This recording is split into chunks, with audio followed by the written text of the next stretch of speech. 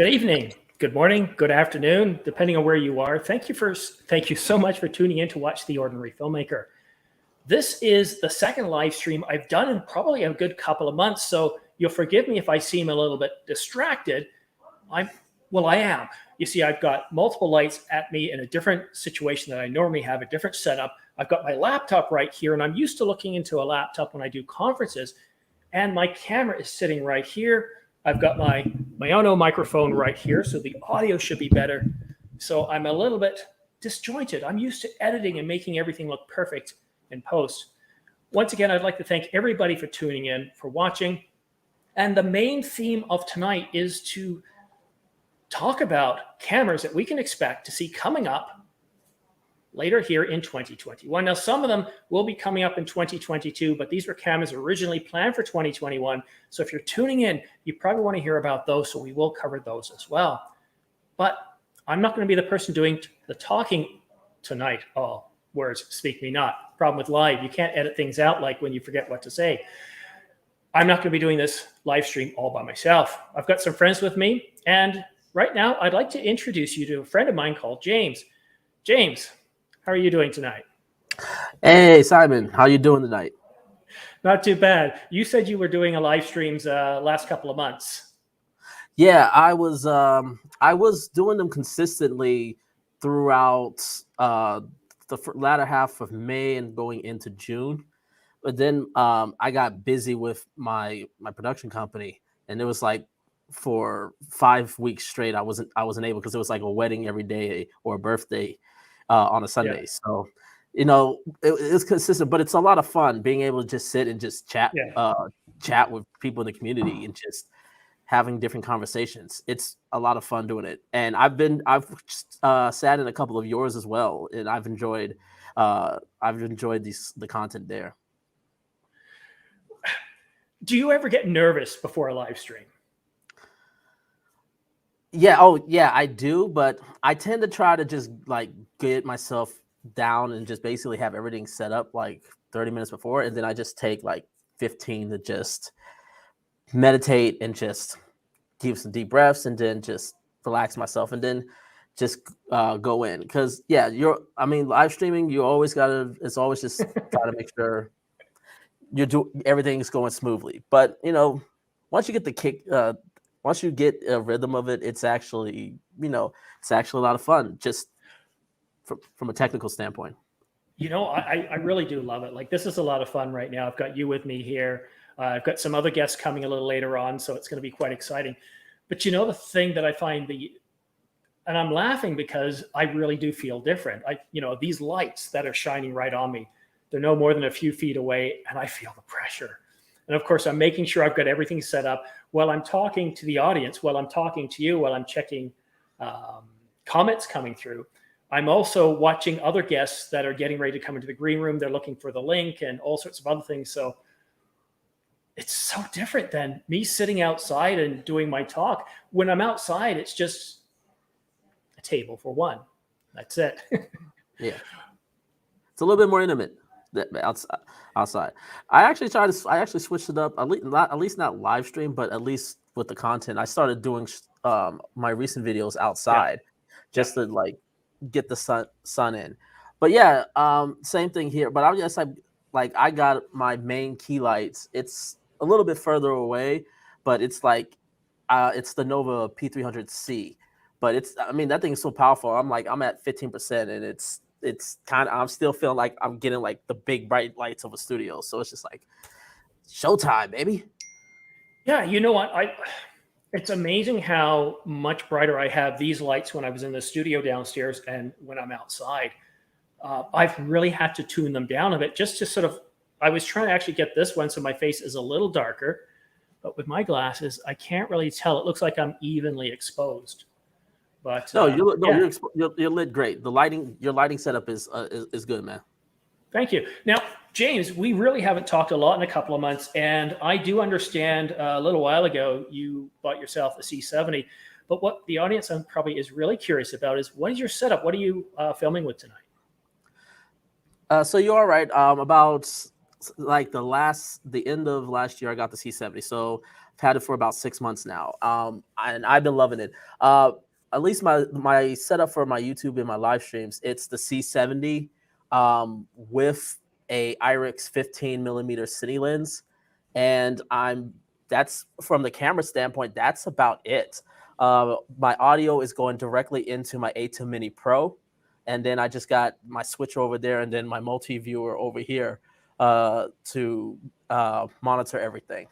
So that's one of the things I really love about the C70 that I've grown with all the different type of projects I've done with this, is that it's all packaged into one. It's so quick to go from so many different setups, from handheld to sticks to gimbal, and it's just seamless. And it doesn't take a lot of effort. And I've been and the image has been crazy. Like the dynamic range on this camera, I'm blown away by like how much latitude this camera has every single time. You know what?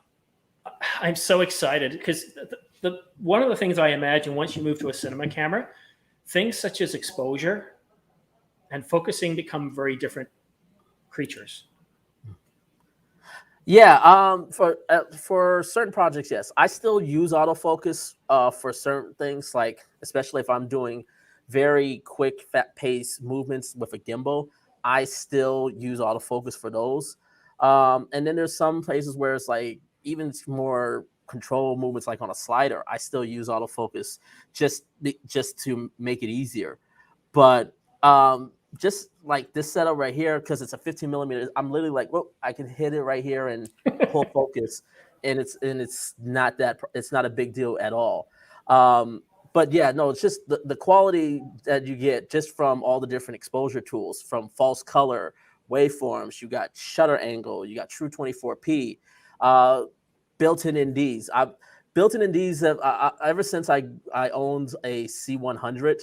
That it's like, if I'm talking about a cinema camera, a more like something I'm going to be using for more professional shoots, like built-in NDs have become more and more of a standard for me for what I look for in a cinema camera, because it is night and day when you don't have to worry about putting something in front of the lens and then maybe have to switch it and putting step up or step down rings, depending on if your filters your filter size are different.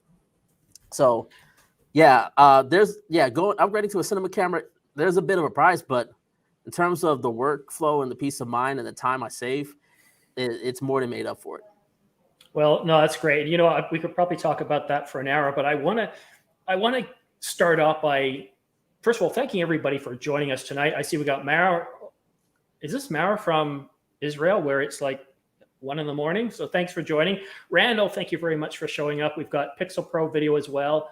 Arcade and Shark. We will get to your questions throughout the night, but I want to hit, because I said, look, I'm going to cover off some real cameras over here. I'm going to cover off all the cameras that we're expecting to come out in this fall. I'm going to talk about Canon. There's a lot for Canon. I'm going to talk about Sony, Panasonic, and of course, Olympus, or is it OM Digital, or is it Olympus, OM Digital, OMD? I don't know. They should just separate the name. That's what do you think? Should they just separate that name? I do. Just, even though, because Olympus is not, in the camera manufacturer. So I think just for clarity, but I also can understand because of the legacy that Olympus has made as well. 50 millimeter. Yeah, that's a great. And also the R5 is a great camera. I still own the R5. It's an awesome camera. Well, yeah, let me quickly tell you guys what I'm shooting with tonight. So no surprises based on this comment here. I am shooting with the Canon RF 50 millimeter f1.2, and I believe because of this wall here, I'm touching it. So that's no more than about 2.5 feet behind me.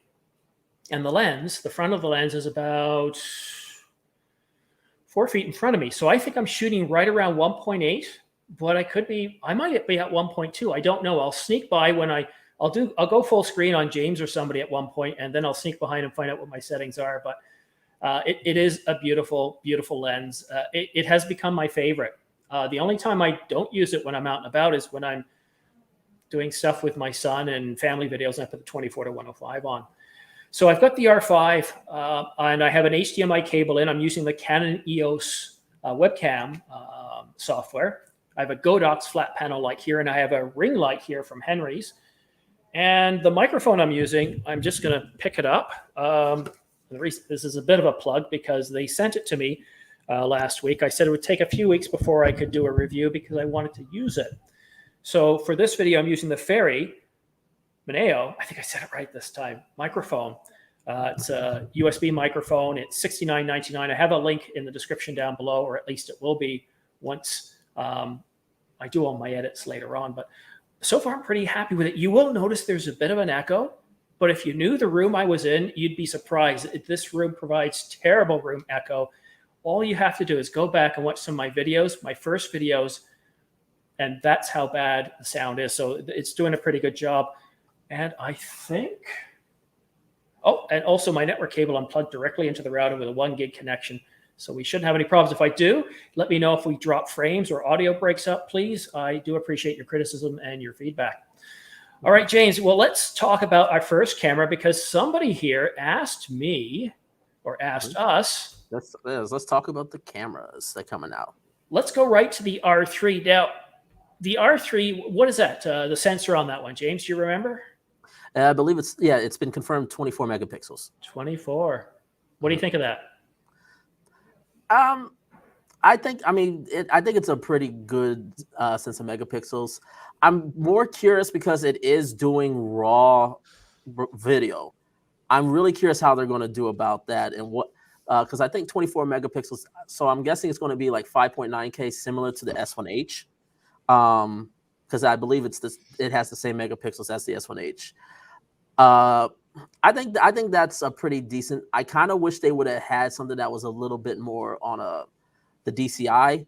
Has a DCI in terms of the horizontal megapixels, but that's just me. I think 24. I mean, that's a very standard. Is a very common megapixel. I kind of wish they would have gone with something a little bit more unique, kind of like the 1DX with its 20 megapixels. But I think a lot of people have been really aching that Canon up their sensors, especially on the photography side. Yeah, you know, I agree. But then again, I also don't feel too bad about 24 megapixels. But to me, this is like a book that isn't completely finished yet. I really want to know what the R1 is like. And then that lets me know is, okay, yes, the R3 makes sense, 24 megapixels. If you're going to be buying this camera, you definitely want to be that type of person. You know how to frame your shots. You're going to do things right the first time because you don't have a whole lot of room in crop. And of course, it is a back illuminated sensor, which is, I believe, a first for Canon. And of course, we get 30 frames per second. Now, it's 24, not 50 that we have in the Sony A1, that I like to call it, the Alpha one. But we also don't know the price of this camera. So I can't give this camera a grade. But I also want to introduce the village mayor. So I'd like to welcome the mayor to the room here. Mr. Mayor, thank you very much for joining us today. Hi, hello. Can everyone hear me? Yes, loud and clear. Hi. Man. Thank you for having me here tonight.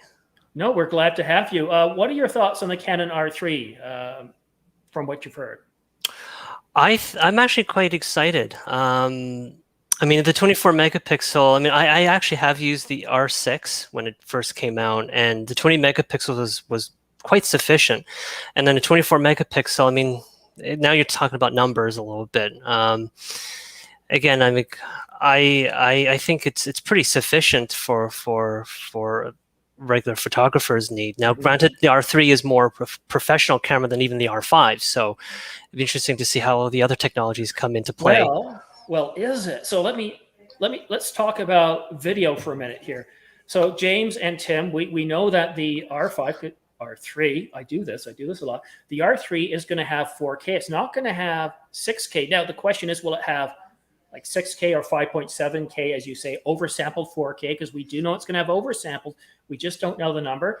It's going to be internal 4K, which is good, and it's going to have C-Log. So to me, the R5 has better video, or would you disagree with me, Mr. Mayor? It is a good question, isn't it? It really is, isn't it? Yeah, I mean, as long as it's oversampled, 4K over, like, yeah, it probably will have pretty good video quality for sure, I think.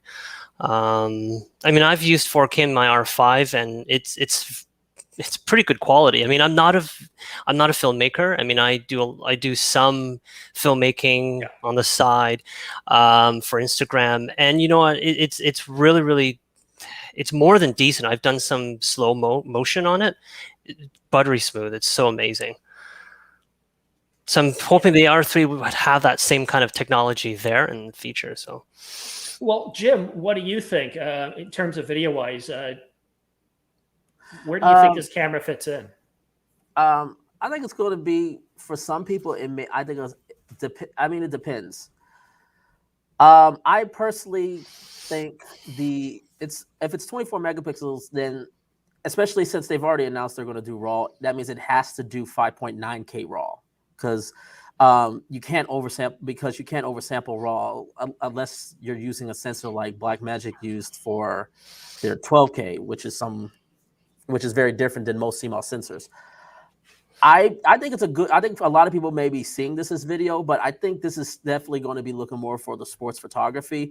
I think people who may have been, without a lack of better term, burnt by the R5 in terms of, the feelings with the overheating, which I don't know about the rest of y'all if you guys old. I know you with the R5, Simon. I haven't had any experience with overheating.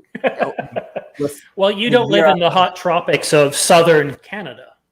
Yeah, but yeah, I haven't experienced it, but I know a lot of people who had, and it did, turn them off. But that just comes down to the performance and how the camera performance. And at the end of the day, we won't know until we get that in our hands. But overall, I mean, in terms of the image quality that both the R5 and the R6 have shown, it's very exciting to see what the R3 can bring. Yeah, and a few other things of note too. See, the way I look at it, I don't think of the type of camera that I want, or that it's not as good as the Alpha 1, or it's not as good as the R5. I look at it this way. This is Canon's flagship camera. And I know the 1DX Mark III is, and the R1 will be. But right now, if we look at all the capabilities that we've heard about, well, they're all better than the 1DX Mark III. So it takes that flagship. It's an interim, like Steve Jobs was the interim CEO of Apple for a little bit. The R3 is the interim flagship camera, and its primary use case, well, it's fast action, it's sports, it's anything you're going to be shooting. You want to shoot 20 plus, 30 plus frames per second. So a couple of things of note here. It does have, of course, eye autofocus, animal, human autofocus. It also has car eye autofocus. Well, no, it focuses on the car, and we don't know where the autofocus is going to focus. Is it going to focus on the headlights? Is it going to focus, right?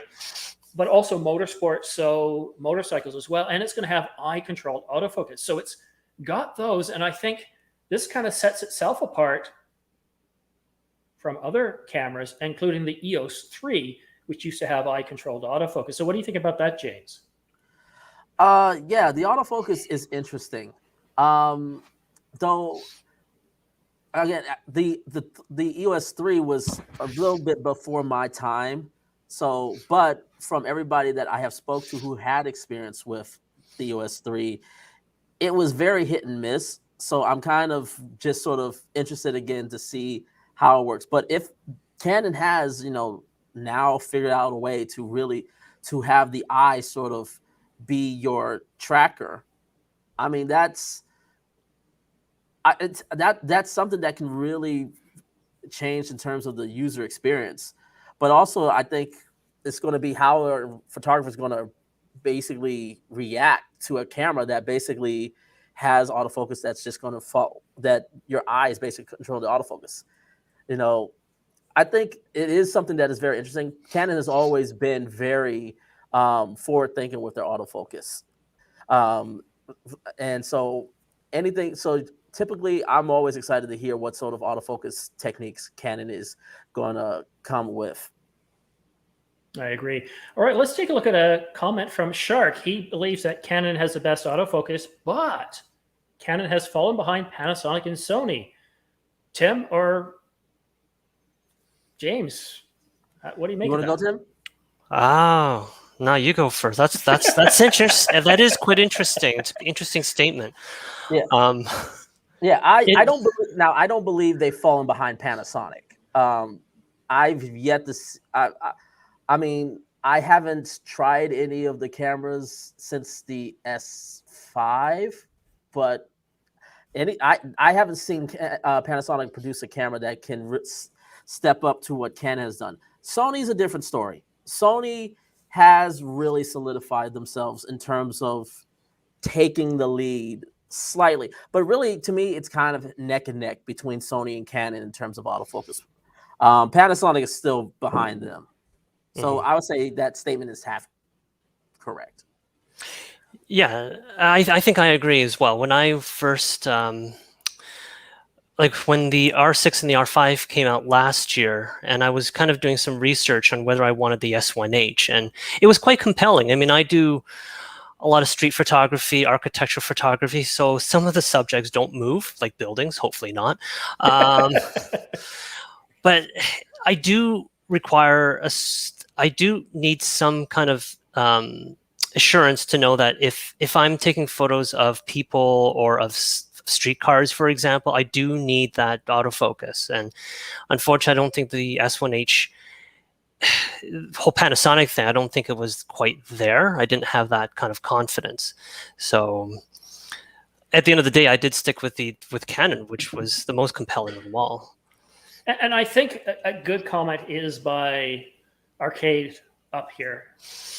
24 is more than enough. Look at the 1DX Mark III megapixel size, glass is king. And I say this time and time again, it's about the capabilities you're looking for. For some people, they want 100 megapixels. They want that detail. For others, no, it's more about, I want to be able to shoot 30 plus frames per second. For others, it's something different. And it's trying to find that right camera that meets the capabilities that you're looking for. All right, let's move on from the R3. Now, I see some other comments for the R3, and we'll still take those, but I want to talk about some of the other cameras that we've got here today. And the next one on the list here, let me find my PowerPoint, or sorry, it's not, it's Keynote. This one here, the Canon R1. Now, this should have legalese all over the page here. I don't have any confidence in this one whatsoever, but there are elements of it that I do. Well, let me just go off the top of it. I don't believe for 1 minute it's going to have an 85 megapixel full frame stack sensor. Full frame, yes, I think that's a given. Wouldn't you agree, James? Oh, you've gone on. Have I muted you, or did you mute yourself there? No, I just sorry, I thought I unmuted. No, but yeah, full frame is absolutely given. This is their flagship camera. So for their mirrorless line and stills line of cameras, this is going to be a full frame camera. They're going to take their time. A lot of this stuff is kind of insane, but let's also keep in mind when the R5 rumors started swirling, everybody thought was like, this is not happening, and it turned out to be true. So you are so right, and I think that's the thing. Now, again, I'm going to think the way Canon thinks, and Canon says, okay, so we're going to come out with the R1, and it's going to, the R1 or the one, let me talk right to the camera here. The 1 series always has better photo than their best photocentric camera. And the R or the 1 series also has the best video specs than any other stills hybrid camera. We see this with the 1DX Mark II, the 1DX Mark III. So when I look at this camera here, I say, okay, so I just don't believe 85 because that's way too close to the high megapixel camera that Canon's supposed to be coming out with. That's rumored again from Canon Rumors. Thanks to Craig at Canon Rumors. It's supposed to be north of 100, like 102 megapixels or something like that. So if this is at 85, well, why would you go, it just, I don't buy that. And what the person who put this out says is, well, you can get 20 frames per second at 85 megapixels, 40 at 20 megapixels. But these are the two elements that I keep hearing over and over again. As far as it having a global shutter, well, I think that's very possible. As far as having quad pixel autofocus, well, we have patents for it. And Canon, I believe, has said that they've got something big planned for the R1 in terms of the focus system. It's going to be a major change. So those I buy. Tim, what do you think? I mean, just like you said, this is going to be their flagship camera. They just cannot screw this up. I mean, it's only a one-shot deal, right? I mean, I think first of all, they're pretty smart in waiting for Sony to come out first with something of their own flagship camera, and they can learn their mistakes for sure. I mean, in terms of the specs, I mean, I don't really have a lot of knowledge about these things. So, I mean, 85 megapixel. I mean, that is that too much sometimes? I don't know. I mean, that's probably for who? Landscape photographers, those who really do a lot of billboard posts on billboards or large prints. Yeah, I mean, I just see the specs here. It's pretty incredible, very compelling again. All right, so I'm going to do a scientific poll here. I want everybody who's watching, and that's just an astounding 52 people. I can't believe you guys can't find something better to do with your Friday night. You know what? It's because James and Tim are here. I get that, so I should be quiet here. Scientific poll of all the most scientific poll. I want you to tell me in the comments section down below how many megapixels you think the R1 is going to have, and then I'm going to tell you what I think it will have. So I wish I could play the Jeopardy music theme right now, but I get so smacked with copyright. I'm just the Vanna White of the show, okay? So I'm just okay. Let's go ahead and just block him now. I'll just cover that up. So I'm looking at my other screen here. Nobody has voted yet, unless there's a delay. Honestly, I think it's going to be more. I think it's going to be 45 megapixels, similar to the R5. Really? Maybe closer to 50. Okay. 10. I would say, I don't know, 60. It's just numbers again. I don't know. I say 60, just to be different. Right. Yeah. Look at it. So we have Pixel Pro at 65. We have 60 from Randy. Jose says 45. Brandon also at 45. And Dark Forest up to 65. And then things slow down around the bend for John. And Robert comes in at 60. I think that's the range. I think it's going to be between 45 and 60. But I can't see them doing 40. I can't see them doing 45 because then it isn't better. Now, of course, depending on the capabilities in the camera, they can make that 45 megapixel better, more cleaner, more clearer. If they improve dynamic range and everything, you can actually get a better, more detailed image at 45. But I really think, I don't know, I could see them do 60. I could. What is it? The A9 has 60 megapixels. Is that the Sony that has the 60, 61, 62 megapixels? Yeah, I mean, they could do 60. My thing is with video. I guess I'm just looking at it just purely from a video perspective, not necessarily from a stills, but from a purely videos perspective, doing oversample 8K, especially knowing Canon, they're going to use their own raw codec because you can't. There's no way you can make this flagship camera and not have their own internal raw codec. So, all right, so here's another question to the audience, guys and girls. Do you think that Canon is going to come out with the R1 with only 45 megapixels or 50 megapixels, or sorry, 45 megapixels and not have 8.6K or not be able to beat the Alpha 1 that has 8.6K oversampled 8K? I think that would definitely, I think it would be, it's possible. The fact that Sony doesn't have to worry about internal raw video. Yes. Canon does. Yes. And if you're working with RAW, you can't oversample RAW. It's pixel to pixel sensor readout. So if they were to then put like 12K, like 11.3K downsample it to 8K, well then you're talking about a severe crop on the R5 with RAW recording. So why would you overload the processor instead of just giving just the amount of megapixels you need for 8K? Yeah, and a few others are agreeing with you there too. Is oversample isn't the way that Canon would do this. Oops, I pressed enter too quickly. Haha, Raymond. Yes, we all do that. But it's very interesting to see, right? But here's the thing: if it is an 85 megapixel full frame stacked sensor, then that would give us 11.3 oversampled 8K. And I don't know about that. This to me seems like somebody's dream, a vision of what they want to see.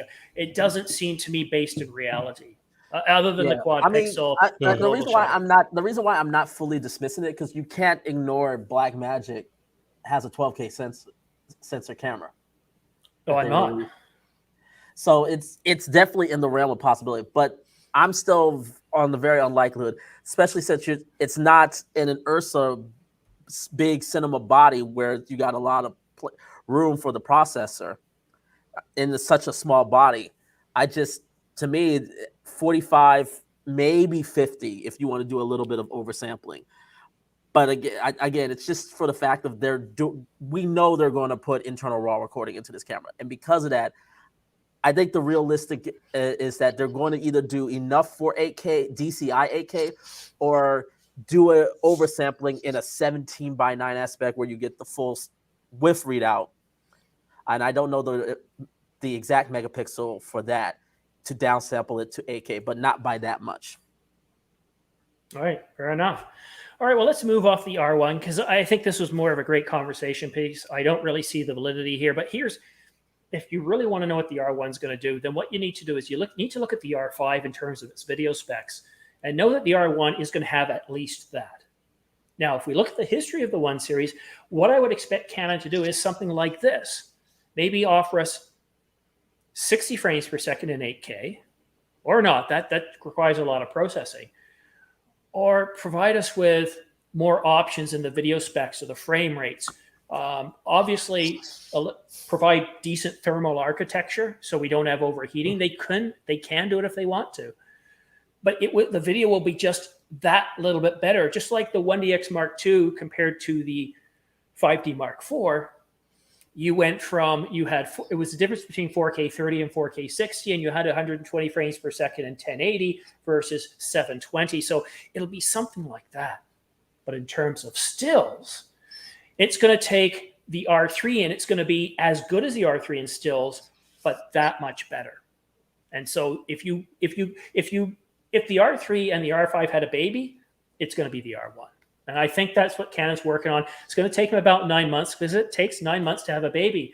And it doesn't matter how many people are working on the project, you can't have a baby in less than 9 months. It's just not doable. All right. Sorry about that. Let's take a look at some of the comments. Vernon says, some of us have to stay away from high megapixels for low light. Yeah. And I got to tell you, it takes a bit of getting used to having files that big, let me tell you. Yeah. Talk about storage space. Yeah, and we also have to keep in mind the media space, because right now CF Express are some of the fastest media. There's only the cards can only go so much as well. So they're going to definitely find a way to push it to the extreme. But man, the media cards you're going to have to need in order to run the highest capabilities of this camera is serious. And I got to say this too. One of the things I didn't mention when I told you what I'm shooting with tonight, my R5 has more storage in it than my laptop. It's got 3 terabytes of storage in it right now. It's just, you need it. You need it. All right, so let's move. Oh, actually, what did Raymond say? I'm waiting for a company to come out with an a la carte service where you can build your own camera and they will make it custom for you. You choose the body design, photo specs, and video specs. Yeah, that's not happening. Wait, nice. There was a company that did that like a few years ago. Where are they? And where are they? I don't know. That's the thing.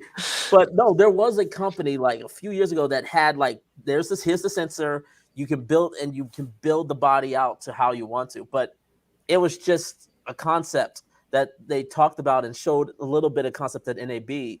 I think it was like 2018. But yeah, it went nowhere from what I heard. Yeah, it's a nice dream, but... And how much would the camera cost? And how much support would you have to do, Tim? Could you imagine supporting it? That'd be crazy. But it was a lot. I do know it was like a lot. All right, I'm going to skip all the comments where we talked about the file sizes because you guys can see those here. Well, yes, okay. And here's things too. The more money you spend, the more you want to have dynamic range, less noise, stuff like that, right? It's like these. I remember a camera 10 years ago. It had a 48 megapixel sensor or something like that, but the image quality was terrible. It was more of a gimmick. Here's All what right, I so do. what? Here's what before we go. Here's before we move on. There is one thing I'll probably will predict. I want to go out on a limb with the R1. I think it's going to have the DGO sensor. Because there was also a rumor that Craig put out as well that they're getting release 8K cameras on the cinema line that will have the DGO sensor as well. And especially if they want to go with a clean noise, like John's talking about with virtually no noise, the DGO sensor is definitely probably the way they may go with it. Yeah, that's see, it's some of these little things that we don't know about that can really change our outlook on a camera. All right, so the R5C, I haven't heard much about this camera in months. Oh, I should have got myself some tea before I started, but I wasn't thinking. Hopefully somebody's listening to me and will make me some tea. But anyhow, the R5C. Hint, hint, wink, wink. Yeah, nudge, nudge, wink, wink. Say no more, say no more. Nudge is as good as a wink to a blind bat. Hey, you win $100 from Tim if you can guess where that quote is from. I have no clue. Yeah, well, you're going to pay the $100. I don't. Okay, well, where was that beef that I was supposed to buy you last time, right? Oh, we still got to do that, Tim. But every time we get together, there's another wave of COVID coming up. It's Yeah, like fourth wave. Oh, I'm tired of this. But anyhow, the R5C, and Tim, I want your thoughts on this too, because you bought the R6 and then you thought, Simon, it's Christmas. I deserve to treat myself. I'm getting the R5. And this is one of those cameras that might just be good enough for me to decide to trade in the R5, because I don't like camcorders. I don't like cinema cameras because of their size. And when I go traveling, I take off that expensive 50 millimeter, I put on the 24-105, and I look like any other tourist. You go to some museums in Europe and you'll see signs, no video recording, but nobody has a problem with a regular camera. And that's why I like these boxy stills hybrid cameras like the FX3 and the idea of the R5C, which, let's face it, it's what the FX3 is to the A7S III. That's what the R5C is to the R5. And it's a little bit bigger. It's got active cooling, which means they put a fan in it. Hopefully they did proper thermal architecture. I researched into this, and the architecture of the R5, the way it is right now, if Canon put in proper thermals, change things around, you could actually record in all the overheat modes, except for 4K 60 and 4K 24. I don't know about those. So I'm talking about 8K and I'm talking about 4K 30. And at room temperature, it's not going to overheat. They just didn't care. They still see this as a stills camera first and foremost. But the R5C, this is what it's going to have, as you can be reading off the screen there. It's going to have the same video modes as the R5. That means it's going to be an 8K cinema camera, essentially, right? No, they're probably not going to include ND filters. They're not going to include all that other stuff that you put in cinema cameras, but it's going to solve the overheating. And otherwise, what's the point of having this camera? And the other thing I have to say, if you don't remove that 30-minute record limit, I'm not going to buy it, and I can't think of who else is going to. What's the point of buying a so-called entry-level cinema camera when you can get the C70, which you have, James? I just don't see the point to this. Tim, you're not a video guy, but what do you think of the R5C? Would these specs, would they pull you over? Absolutely not. I mean, the R5 that I have, it's perfect. It never overheated. As you said, I do mostly stills. Even taking lots of photos, I've never seen it overheat before. So for me to trade in the R5 with the R5C, it's really not worth it. It's not worth my time. It's not worth the money. And further, it says it's bigger form factor. Well, that means it's going to be even heavier for me. I mean, the R5 is already heavy enough. I'm not a strong person. I mean, carrying this darn thing for 2 hours at a time when I'm doing a photo walk, my right arm is going to be a lot muscular than my left hand. So you're going to see me lopsided. So to have all those other specs, as a stills, I'm pretty happy with the R5 that I have today. So I wouldn't trade it in. Tim? It's funny that you mentioned the FX3, because I kind of feel exactly the same way about the R5C, which is the FX3, which is I'm not liking what these companies are doing, which is basically giving us what the previous cameras should have been, in the case of Sony, the A7S III, upon release, with a different other camera at a probably higher price point. I have no interest in the R5C at this moment, unless they come with unlimited recording. They come with shutter angle. They come with true video centric exposure features like waveforms and false color. I can live without the built-in NDs because I have the variable ND adapter, so that solves my ND problem regardless. But without those other three, and as he pointed out, I've never had an overheat issue with the R5. Oh, So if the R5C's only solution is going to solve is the overheating, then it doesn't solve what I look for in terms of a video shooter, which is being able to just record without having to worry. 29 minutes. Let me go. Stop recording. Hit record again. So yeah, I really hope it's not the case, and they actually put in some serious features that will warrant the purchase. Otherwise, I'm going to look at it like this is all stuff you could have just done firmware updates with the R5, and I'm just like, I got to say this. So, I overheated more than a Canadian down in Kentucky during the middle of summer, and I went to school down there, so I can tell you it is super hot. You feel like you're melting, and it would overheat all the time on me when I was shooting outside because I'd be shooting above 70 degrees and I'd get to about the 30-minute mark and it would overheat. Now, I tried different things and I tried different settings. And one of the ways I found of completely not having to worry about it ever is, and this is not a plug, although it's going to sound like it, the company did give me this because I'm constantly talking about it, but I did that long before they gave me one. The Ninja 5, what I really love about this thing is I plug this up to my R5 and I can record for 2 hours outside, 80 degrees, 84 degrees. This thing is piping hot, but I never have any drop frames. I never have the camera overheating. It works perfectly. And of course, it gives me waveforms and that sort of stuff. And I can put a regular size SSD on the back, which they certainly cost a whole lot less. Like I spent $500 on a 4 terabyte SSD. Now, granted, like this Angel Bird that I have, it costs more than that, but it's more equivalent. I've got the Samsung Evo, and this is more equivalent to the same construction as the Samsung Pro, which is about twice the price as the Evo. But I can tell you that this makes life a whole lot easier. I've got another video display, a monitor right here where I've got waveforms, false colors, and I also use a false battery. It's in the R5 right now. It's one of Canon's own dummy batteries. Like you do, James, I plug it in. I don't have to worry about a single thing. So and this is where, when you're looking for a camera, if you're tuning into this video because you're not sure which camera to get, what you really got to focus on is what you need, the capabilities, not the specs. Like you're not going to say, the Sony has 8K, the R5 has 8K, the A1 or the R1 has 8K. They're going to do it differently. So what is it? Is it detailed video you want? Is it raw video you want? Come up with all of these and then start looking at the market and then find out which one better suits the needs you're looking for. And you're going to be a lot happier because me and James are a little bit different in what we do. This is kind of a hobby for me. I enjoy doing this. I call these my friends and you, my friends. This is a fun evening for me. And my wife is doing something else. She's relaxing.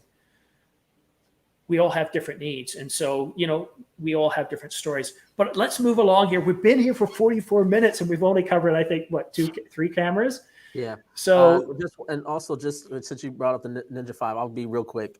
We also got to keep in mind there is also the Ninja 5 Plus, which will also give people access to 8K if you're able to work with ProRes RAW.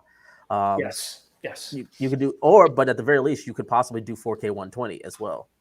Yes, and another thing too is if you are looking at buying one of these and they are worth it, you won't regret it. Not Boxing Day. That's Canadian. Black Friday. Black Friday. Thank you, Tim. Black Friday. These usually go on sale 20% off. You can get them at B&H. Use my affiliate links or do it right from the company. But they go 20% off and highly, highly recommended. All right, Tim. you've been a little quiet lately. What do you know about this camera? We're supposed to be getting this camera around the fall. So the R5C was pegged. Sorry, let me recap. The R5C was pegged for third, fourth quarter, but it's sounding like this one might get pushed into Q1 2022. The R1 is definitely in 2022. It was initially supposed to be later this year, but that was pre-COVID. So the RP replacement, we haven't had any further updates. This one is supposed to be coming to us to a dealership near you sometime in the October-September timeframe. Tim, what do you think about the Canon RP replacement? That's going to be a pretty interesting one. I mean, the RP, I've never had the RP. I was actually thinking about the RP a couple of years ago as a replacement to the M50, which I still have. It's going to be, I think it's going to be a bit of a winner because there's going to be a lot of people who want to, people who have the EFM kind of cameras like the M50, the M6, or the M100, M200, who wants to go full frame. This is probably going to be the best kind of entry level full frame camera that's going to be on offer. And it could be people like myself who may not necessarily want the R6 or the R5 could go for the RP replacement for sure, because it's going to be cheaper and you're still going to be able to buy the same RF glass as all of us use. So I think it's going to be a pretty exciting third quarter, fourth quarter for Canon. So I really want to try it out if Patrick can loan me one. Well, let's talk to Patrick. And by the way, I want to take a look at Pixel Pro's comment here. I believe the same as you, but after about 8 months of owning the R5, it was February, I thought, I've got a channel. There's nothing going on. Let's actually go out and shoot. I got to tell you, depending on what you're shooting, if you're shooting, you've got a great blue sky, you've got a tree tunnel, but you can see the blue shining through on the evergreens. So you get the blue and then the bright green, and then it gets really dark. And then you see the snow just sort of gently fall off, and it's really cold, so it's very, very fine flakes. I gotta tell you, you shoot that stuff in 8K, or you shoot some birds up close or wildlife in 8K, I gotta tell you, it'll change your view on it. Now, editing it's another story, and I don't do it all the time. Like I started doing my son's channel, Planet Liam, and I started shooting it in 8K, and the only reason I stopped is because, well, it would take about an hour and a half just to export a 3-minute file. So the 8K is rather huge. But I think, Tim, you're onto something here. This camera is Canon's new entry-level camera, entry-level full-frame mirrorless camera. It's going to be $799. That is not a sale price. That is not a Black Friday or Boxing Day price. $799. Now, we know they're going to make some sacrifices. Probably not going to have an EVF. That's a great way to shave $100 off it, but you can buy it in an option, I'm sure. The question is, what is it going to do? Is it going to have 120 frames per second and 1080? Today, I think you kind of have to do that. Will they have 4K, or will it be 4K 2425 and not be 4K 30? It's $799. But let's think in terms of stills, because if I'm an ordinary filmmaker, I might want to stay with APS-C. But James, what do you think here? Because I can imagine for a stills photographer, an entry-level full-frame camera for $800 is just hard to pass up. Yeah. I also want to just respond to Pixel Pro's comment as well, just briefly. I kind of on a different platform because I use it all the time in my music videos. Like I have a music video coming out Sunday. And one of the things the 8K has definitely helped is that it's allowed me to create so many different movements from a still, just the camera sitting on sticks, and I'm able to just get different dynamics. It's just all depending on how you use it.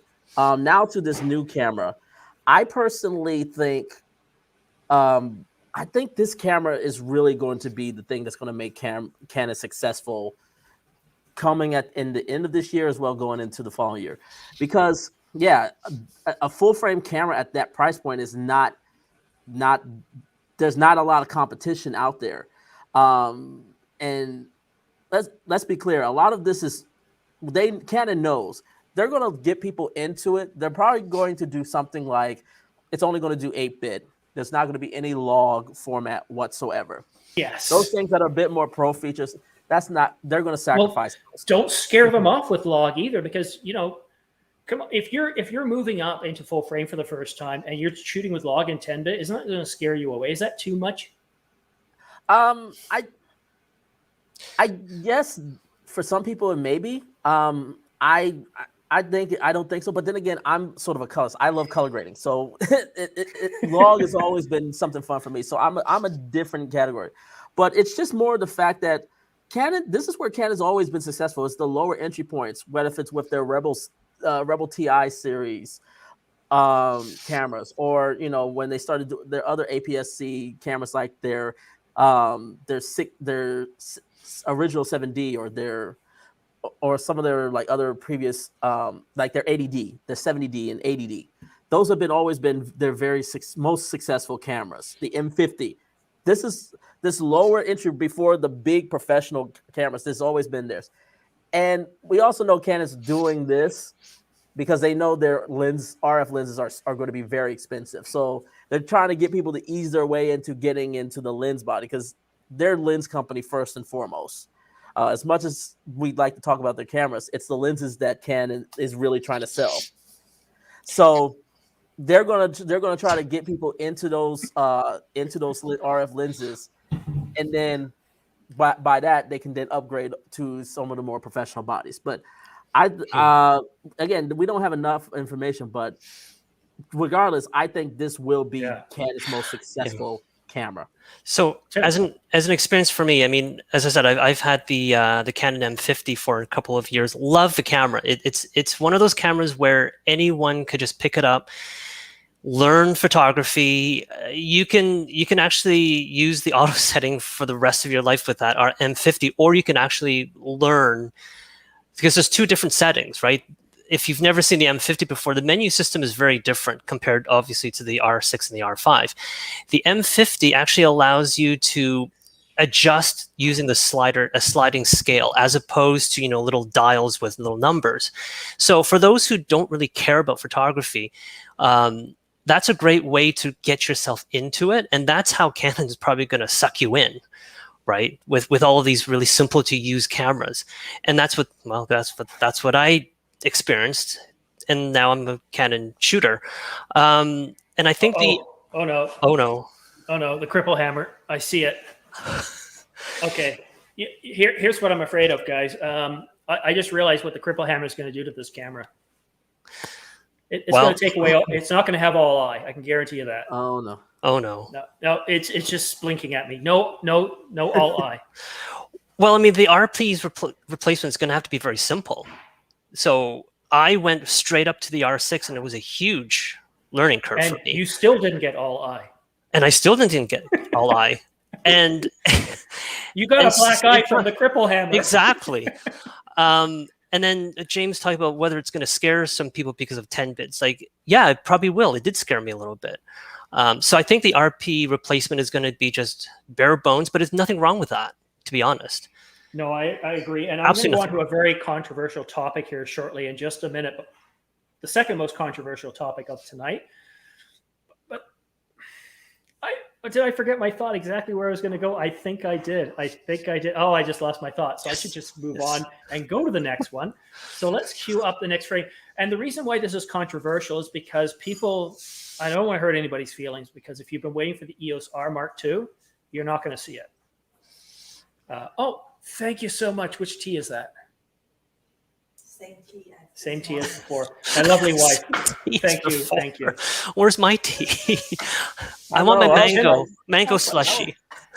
Tim's been over to my house, so he knows that I don't just have one tea. Can you bring me your cake? I want to show everybody the cake. I want the cake. She made 4 cakes this week.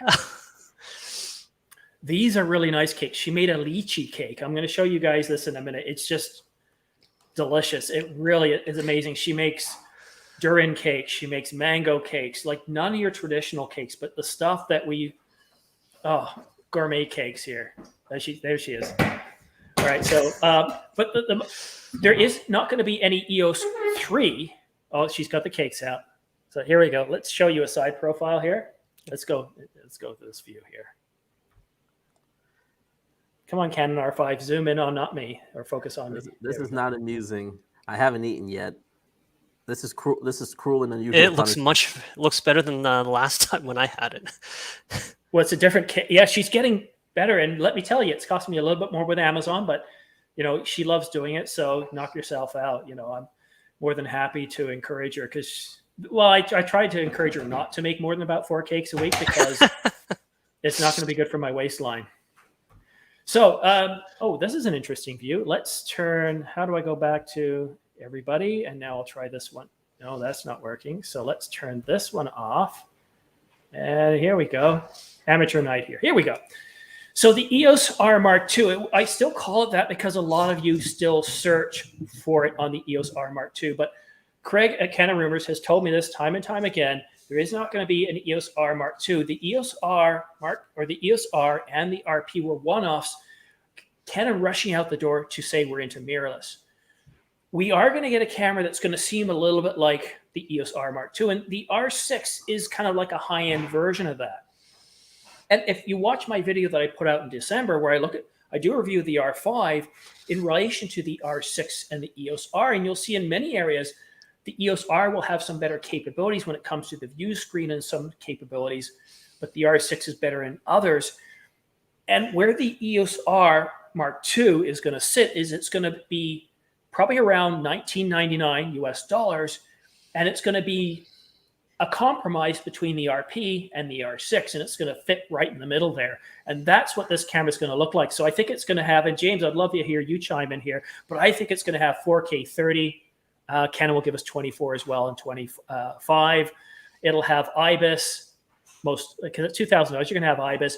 It's going to have 120 frames per second and 1080, but I don't know. I think they'll take away all I.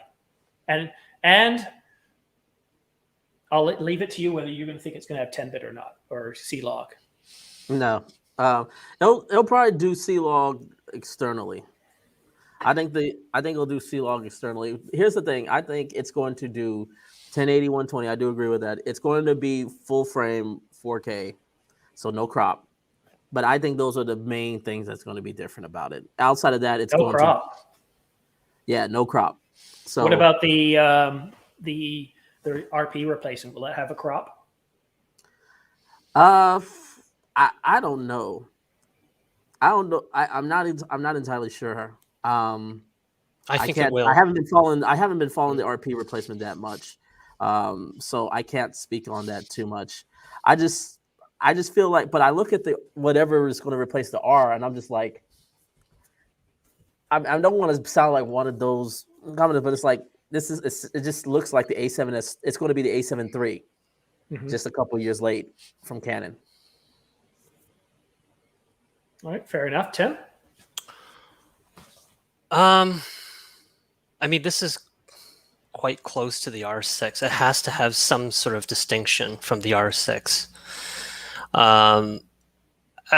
Going back to James's, I think the RP replacement might actually have a crop 4K. I don't know, for some reason. There has to be some kind of distinction. It has to be some kind of, chop off a few $100s here and there, make it a little bit more entry level. I mean, the specs that I'm seeing right now, it's quite possible. Again, they just have to market this differently as the R6, because then why buy the R6 then? And the EOS R2 would be a better choice. It's got 30 megapixels as opposed to 20, and it's cheaper too. And for those who, like for me who do mostly stills, again, you don't need the 8K, but 4K is one of those nice to have situations, right? So, and all I versus IPV, I don't know. It's to me, it's a still. It's almost one the same to me. Yeah, and I think $19.99 is a bit too high price because it's not mid price. I think it'll probably come in around $15.99. Because I keep forgetting how low price the RP replacement is. So maybe it'd be like $14.99. So yeah, it's that Cripple Hammer does. Casey did a really good job naming it the Cripple Hammer, because it really does. The hammer's a great way. If you've ever worked with a hammer, and I'm sure you have, you've also bashed your fingers or thumbs a few times, and it hurts like hell. But a hammer is a very useful thing, and what a hammer does, it either helps you build something, or helps you to destroy something. And in this case, I mean, look, I'm not the brightest guy in the world, but I understand the importance of all eye, where it's needed and where it isn't. Over there, I have my 70D now. It's now my camera I'm using for the office. And Canon's web utility, it now works on M1 Max. It works on, and I don't know what happened with it. It was an OS update, but it now works. And so I'm using it there. And this is a 7-8-year-old camera, and it works well. It had all eye. The 80D had all eye. The 90D had all eye removed, as well as 24 frames per second. That was a lot of fun. But then the RP, it didn't have all eye. The EOS R did have all eye, and then they decided to take it away from the R6. And of course, I figure if you're spending $4,000 just for a body alone, what the heck will give you all eye and give you raw at the same time? I don't understand. There doesn't seem to be any sort of strategic or even tactical approach to these features sometimes. And I really do hope that they don't goof around with it, because really, how does it just annoys people, I think. What do you think, James? Pulling stunts like removing all eye. The thing is, I get it. I think that the way they're looking at it, Canon's way of, let's be clear, all the companies have their own Cripple Hammer. Yes. Canon's is just the most obvious way of how they do it, but they all do it. They all cripple their lower feature cameras one way or the other. It's just Canon has a very succinct way of saying, hey, we make this camera for this. The R5. It's not a full-fledged video camera. It's not here to replace cinema cameras. We have our cinema cameras lines for those. But it can be something that you can work within your line. If you have a production that uses multiple cameras, you can insert the R5 in, and it can be equally a part of that. But really, the main focus of the R5 is stills. I just totally disregard the stills and just only use it for video for my personal take, because I love the capabilities. It's just at the end of the day, with Canon, I always say, look at what the flagship is supposed to be, and then just start peeling things off as you go down every single time. And that's for any part of their line. See what the flagship is, and then just expect something going away as you go down. And my concern is not necessarily just for the RP and the R3 or the R2 replacements, but just the camera market in general. Because now it's like something like the R, like I know for some people that's maybe interesting and exciting, but the market's now been so saturated with cameras that it's kind of like I can see them coming out that, and for a lot of people it's a solid camera, but I can already know how the YouTube community is going to be. This is pretty much, they're going to be like, oh, this is the A7, or it feels like Canon's falling behind, but it's just like they're gutting things to make sure that there is a clear distinction amongst the different cameras to make sure that to separate them from one another. Yeah. Right now, we're in a very saturated market of cameras that just keep coming out. No, I agree. Technology can only go so much, and we're getting more cameras than what technology can push. Well, what I want to do before I get into the last Canon camera, then it's on to some other brands. I'm going to do a plug, and to do that, I need to focus on me.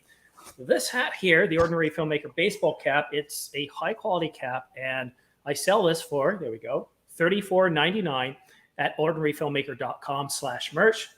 And, $10 from the sale of every one of these goes to help supporting the channel. And that really, really makes a huge difference. It allows me to buy new gear, such as the R5. And to answer your question, how do you live stream with your R5? Isn't it going to overheat?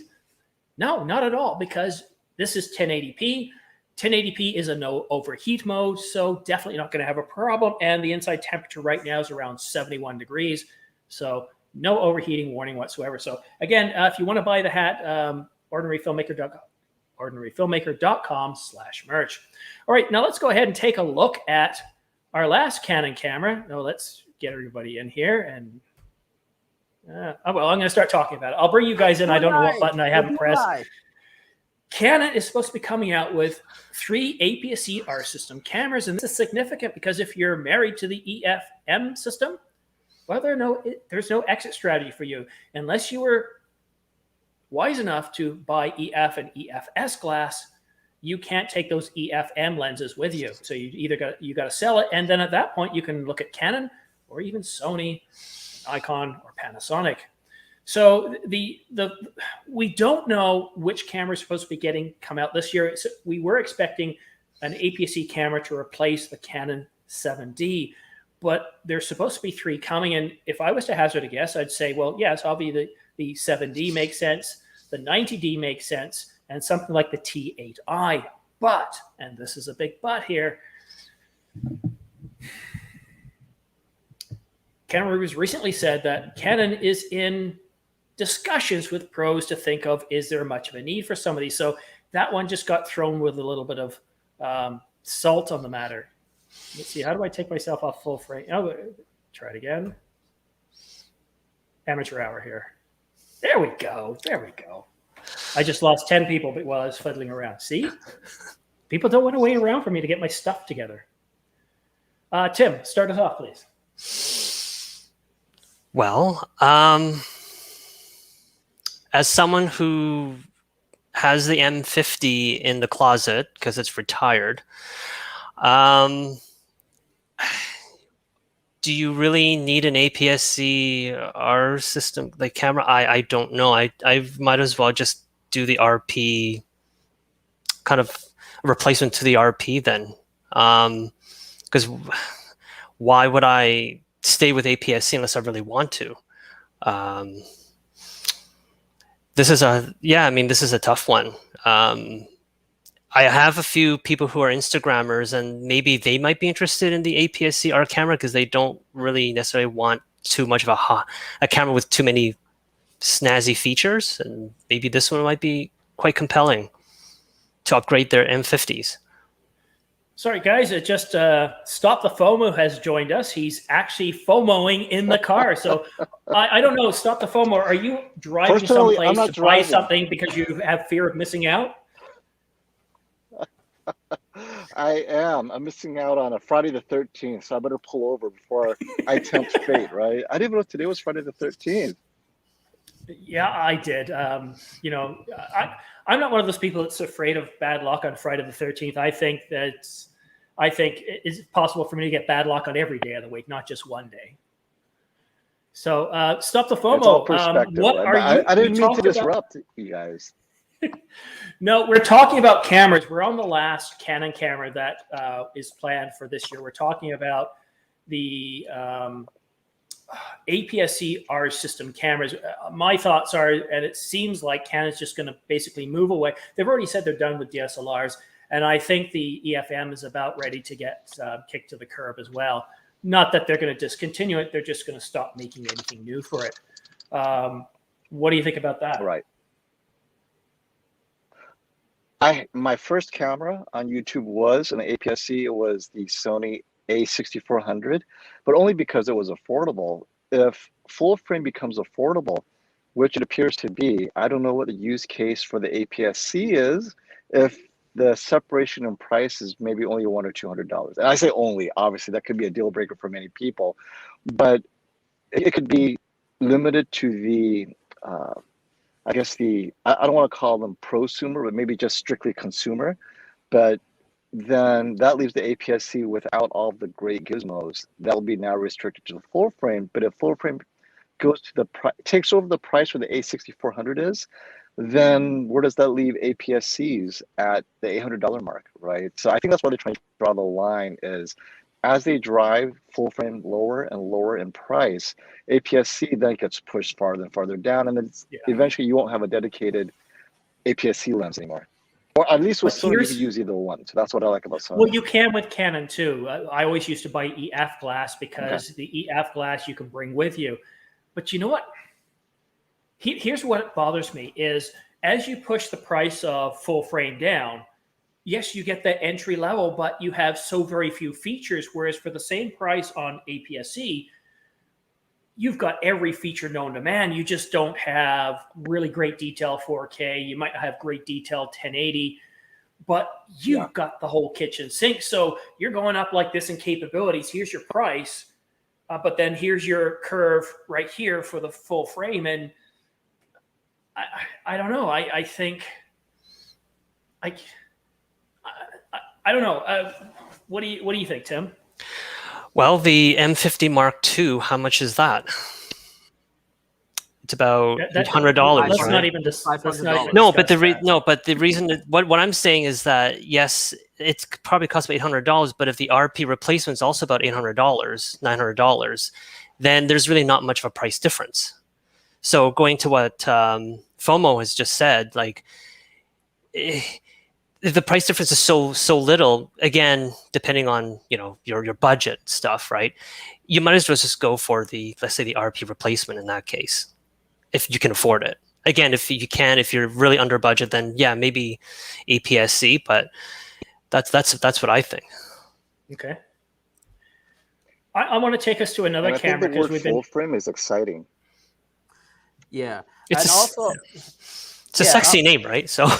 Yeah, we're also in a very perfect storm right now, where it's again we're dealing with an oversaturated market of all these cameras, especially now all these companies have gone into the full frame market. So now we got an oversaturation of full frame market combined with the effects of the pandemic of a shortage of sensors and chips and inventory. So now we have this perfect storm of coming about where the only place I can see APS-C is something to replace the Rebel series of cameras, that $200 to $300, $400 price. That's the only place I see APS-C for Canon. Outside of that, it's the same thing with me, like Micro Four Thirds. Like the GH5 II was announced, and it didn't really create a lot of noise because it's like, well, why would you do that when you can get the S1 or the S1H full frame, and you get the same capabilities?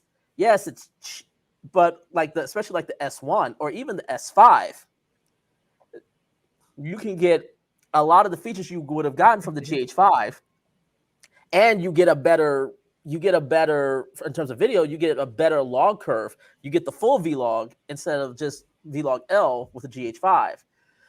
So Micro Four Thirds is sort of going through that same thing, where it's like all these smaller sensor cameras, there's really very little need for them, especially with APS-C.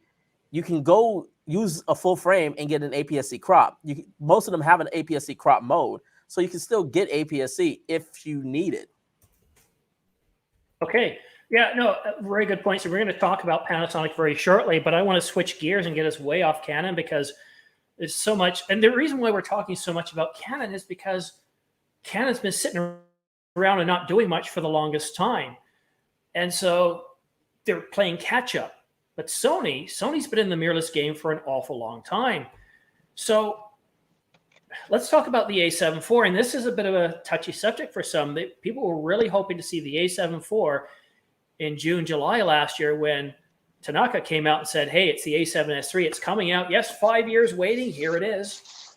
And so the A7 IV, and I'm not sure exactly what this camera is going to have in it, but these are the latest rumors pointing to the camera having a full frame 30 megapixel sensor. It's going to be bigger and have better ergonomics than the A7 III, but not that much bigger.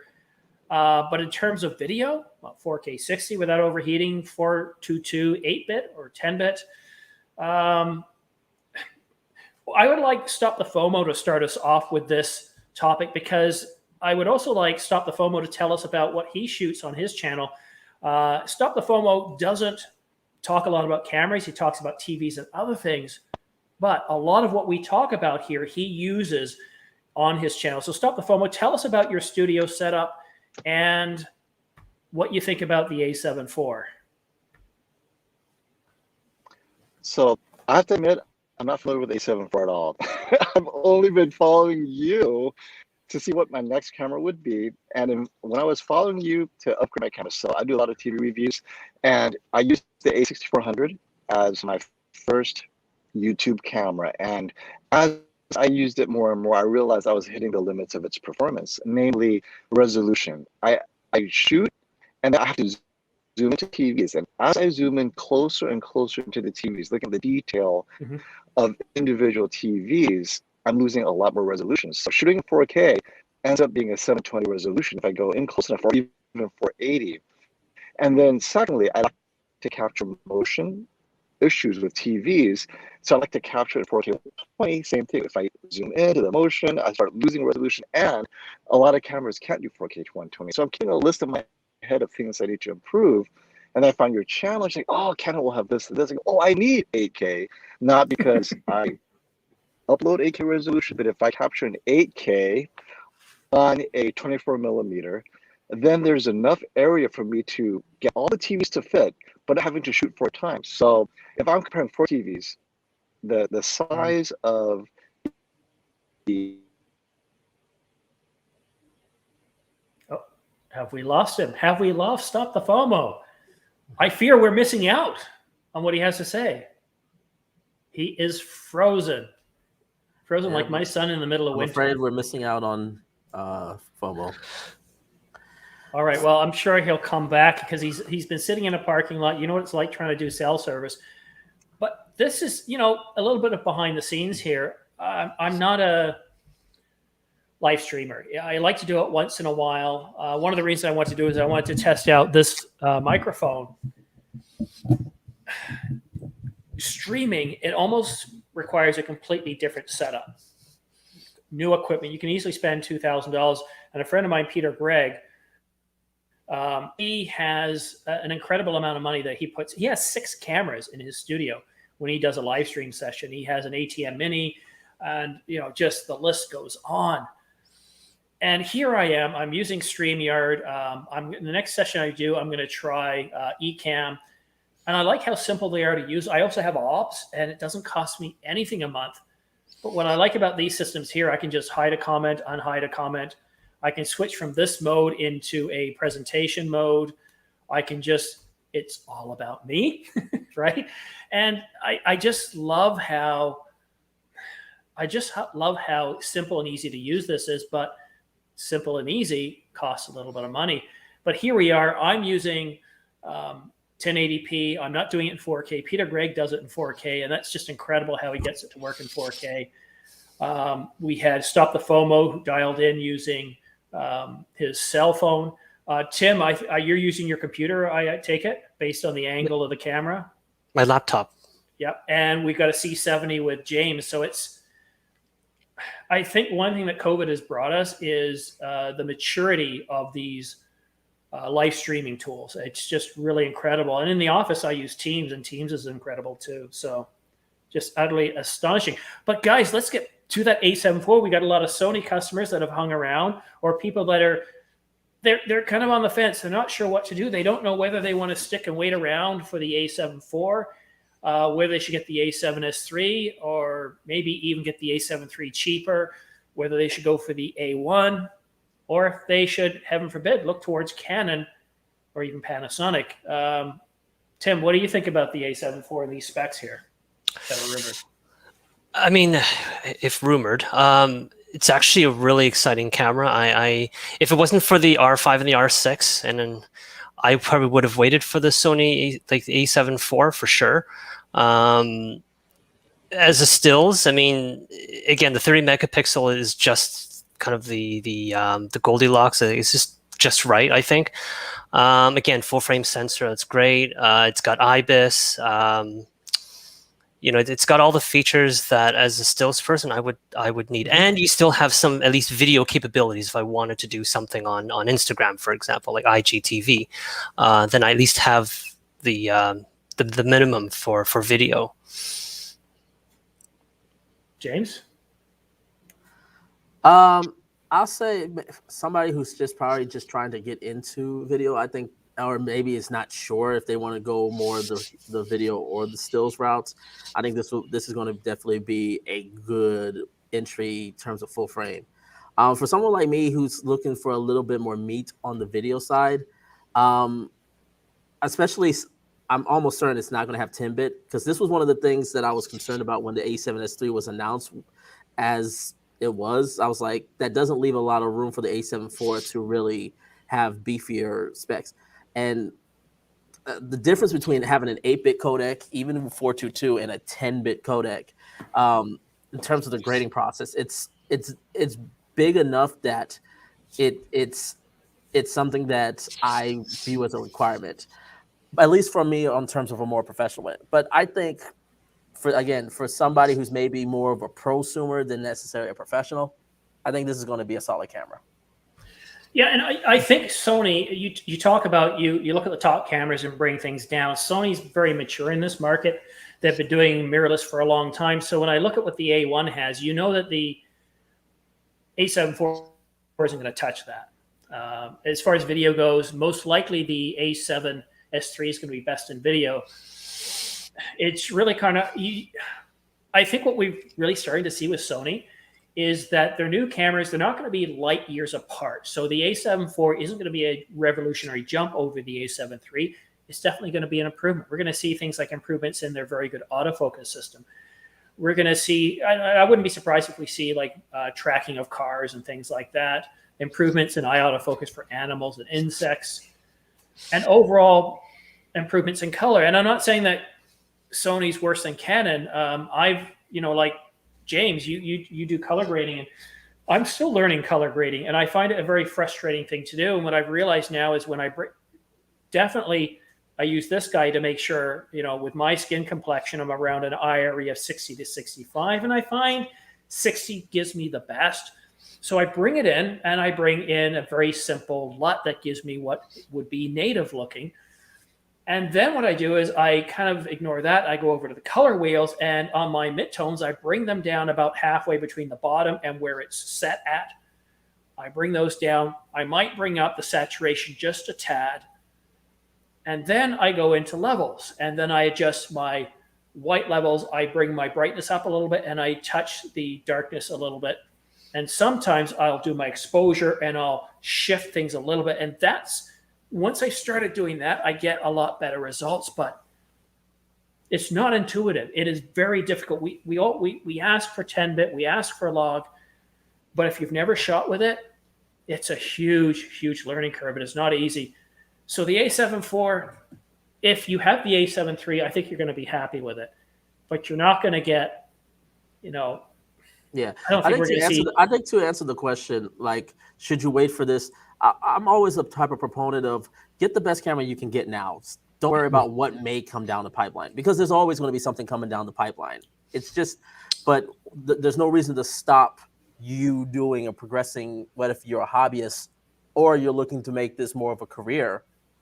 Just get the best camera that suits for you now, and then make the most of that camera, and then don't worry about what's.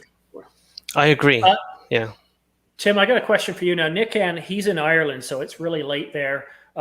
Tim, do you want to take a look at his comment down there? What do you think about that one there as a photographer? What do you think of the R3? I don't think it's really a cripple hammer, especially considering if the camera is going to be shooting in such a high number of frames per second, you almost need that a memory card that can support the saving of those files really, really quickly. I don't think that is a cripple hammer at all. I mean, I think the cripple hammer would be an SD card, for example. Maybe even like a V90 might not even be enough sometimes. So I think the question he's referring to, because the R3 is supposed to have one CF Express and one SD like the R5. So in terms of stills, do you see that? What do you think? In terms of like dual shooting. Yes, if you're someone who does need duplication, then yes, it might be, because I actually, with the R5, I only have the SD card. I don't actually have a CF Express card as of now, and it would be nice to have that duplication. So it can be a bit of a cripple hammer from a stills perspective, because is a CF Express a bit overkill sometimes? It could be. Sorry, I'm getting punchy. It's late here. Maria Raymond just said Simon's camera is so cutting edge, and this is from like 10 minutes ago, and futuristic that it makes him tea and cakes. He can just pull right out of the ports. I'm getting punchy here because I know the way I'm pulling it out, it's like, yes, thank you, R5. I appreciate that. Sorry for interrupting. I'm getting a little punchy here. I want to take you a few minutes to take a look at some of the comments here because we got a lot of people watching. Believe it or not, we got up to 69 consecutive concurrent viewers, and we're at 55 right now, which is just, if it wasn't for the mayor here and James, I'm sure we wouldn't be pushing these numbers. But, my goal here is to try and provide you guys with a really informative and entertaining way to spend your time on a Friday, so you don't feel like, wow, what a waste of time that was, those pieces of, insert. So yeah, John, you want cake? No, these cakes are absolutely delicious. They're just so scrumptious. So Nick, again from Ireland, if the new mount mirrorless lenses from Canon RF and Nikon Z mount don't have the same lenses in the new mounts, will this increase the price? Okay. I can't answer that question because COVID is just messing around with everything and the chip shortage. We have so many things going on. But here's the way I see things is right now, from a Canon point of view, where you had over 100 lenses on the EF and EFS, there was no worry about going to an R system camera and not having the lens you needed because you were bringing lenses with you. And you know what? I could always go buy a 100 to 400 millimeter EF if they didn't have something on the RF. So you're covered. Nikon also has a lot of the F lenses. So if you don't have a lot on the Z mount, not a huge big deal there. So I wouldn't really worry about that. But as far as pricing goes, okay, I got to tell you guys something here. I posted this. This is the Canon 100 millimeter f2.8 RF. I got it just a few weeks ago. First day it was available, I got it. I put it up for sale on Kijiji. It's a Canadian version of Craigslist. And I put price. I said, look, I'm not willing to take less than retail. And I got multiple offers. People willing to pay me, like an extra $50 over the regular retail price. So these things are still hard to get. Why else would you pay more for something used? And so people are going back and they're buying EF lenses. And so that used market right now, as we saw this with cars, the price of used gear is being driven up. Yeah, and no, that's my comment. You selling the lens? No, I didn't sign the lens, Tim. No, you didn't. No, are you selling the lens? No, I'm not selling it. But here's the thing: when I got the R5 last year, somebody offered me $8,000 for it, and I was an idiot for not taking it. Well, I wasn't, because at that point I was making a good lot of revenue on the channel, whereas now I'm making I think I'm up to $100 this month in revenue from YouTube, whereas this time last year I was pulling in about $1,400 from YouTube. So and you know what? That's what allows me to buy stuff like this. I did not use my own money for this. All you guys, whether you give me super chats, whether you just watch and let the ads play, it trickles in and allows me to buy stuff like this. So thank you so much for watching. Yeah, I mean, I think it's just the whole surprise. Like, I remember when I got my Nova Light, somebody randomly just called me up and said they wanted to buy it and they were going to pay like almost triple the price. But I turned it down. I don't regret it because I know I can still make money off the rentals of it as well. It's all about perspective. Oh, it's so much as. Oh, I got a super chat from Stop the Fomos. Thank you very much, Stop the Fomo. That has got to be a first. I have a guest who's willing to take time out of his day to come visit me and also drop me a super chat as well. So thank you very much. Very much appreciated. Yes, thank you, Stop the Fomo. Thank you. I was glad to see you, Matt. Yeah, he's completely gone now. We have a comment from Lolita, and great to see you. I haven't seen you're commenting in a long time. It's been a while, and I know there hasn't been a lot of news. Have you talked about the Canon R7? Well, we did indirectly. We talked about Canon is moving towards an APS-C R system camera or cameras. There's rumors are between 1 and 3, and one of them is a R system version of the 7D, but nothing concrete. Just stay tuned. I don't think we'll know for sure. By November, we'll probably have more information, but it's just one of those. We just got to wait and stay tuned. Canon's not leaking a lot this time around. I just joined. I thought that was Stop the FOMO. Where are the white gloves? I've been watching. Yes, he was with us, but then he was with us over cell. He got disconnected. It wasn't me. Stop the Fomo has been a great supporter of the channel since I started a long time ago. And what was most remarkable about Stop the Fomo is the amount of comments I get from him. He'd ask really good questions, and I'd take the time to answer it. Then he'd say a few days later, "Yeah, I bought that, and I couldn't agree more." So just fond memories of Stop the Fomo supporting me very, very early on. And so let's talk a little bit more about some of the cameras coming up. So we were just talking about the Sony A7 IV. Yeah, it's a good solid camera. I don't think you're going to be disappointed, but here's where I'm going to get very, very, and I don't mean to offend anybody, but we got to talk about the huge elephant in the room, and that's the Panasonic GH6. I saw the development announcement, and look at the specs. It's got a 30 megapixel micro four thirds sensor, and 30 megapixels is pretty good. When the 90D came out with 30, people were like, wow, 30 megapixels with an APS-C. And people should be just as amazed that, wow, we're getting 30 megapixels with a micro four thirds. Let's not throw the caveats on this yet. Let's just take a moment to enjoy 30 megapixels on micro four thirds and what that means. And from what we've seen in the past with what Panasonic and Sony have done with the micro four thirds is they seem to produce almost as well in terms of low light as APS-C sensors. So Panasonic said it will have 10-bit, 5.7K, 60 frames per second. Now, we don't know if that's going to be 5.7K anamorphic. I want to assume that it's 5.7K or 5.7K oversampled. We'll just have to wait and see. It's going to have 10-bit 422 DCI 4K, and that's kind of a big deal. Normally, DCI 4K, you have to spend a little bit more to get it in cameras. And it's going to have 10-bit 4K 120 frames per second. It says no overheating and no record limits, although they did have a little caveat, a little asterisk, and that was based on how long the battery would last. But, and here's a big but. I mean, I'm talking about not getting through the door kind of but. And I'm not pausing because my wife's phone just rang. I love the GH5. In 2018, I was so tired with Canon. I was looking to upgrade from about 2016, and I had lenses I just didn't want to get away from. But every camera that came out just seemed to be disappointing. The 80D wasn't enough to get me off it. And then the 90D came out, and I was so excited the night before I was going to buy it. And I wake up in the morning, and guess what? Canon took away all IN24. And I thought, no, it's not for me. I looked at all cameras, and one thing that Panasonic got my attention with, Panasonic, if you're doing video, those guys treat you very, very well. Waveforms, vectograms, vectorscopes, and the list goes on. Really, really good technology.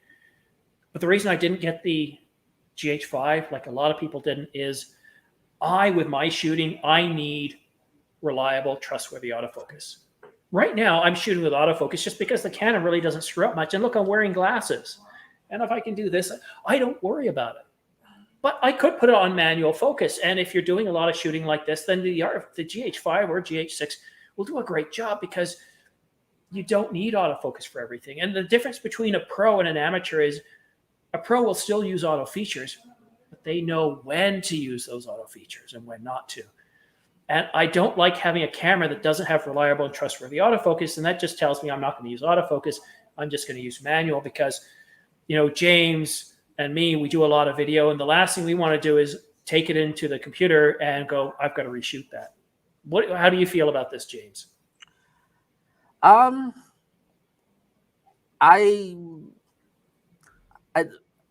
This is going to sound very controversial, Simon. Go there. I have zero buzz about the GH6.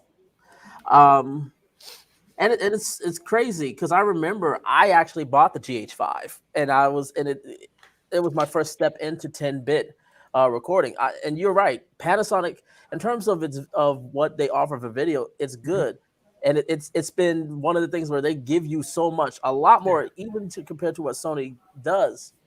But there was always something that just, what if it was the cap of the dynamic range, and with the limited vlog, or if it was the autofocus, which for me was the big thing for me. And then of course I had the GH5S with the strong low light capabilities.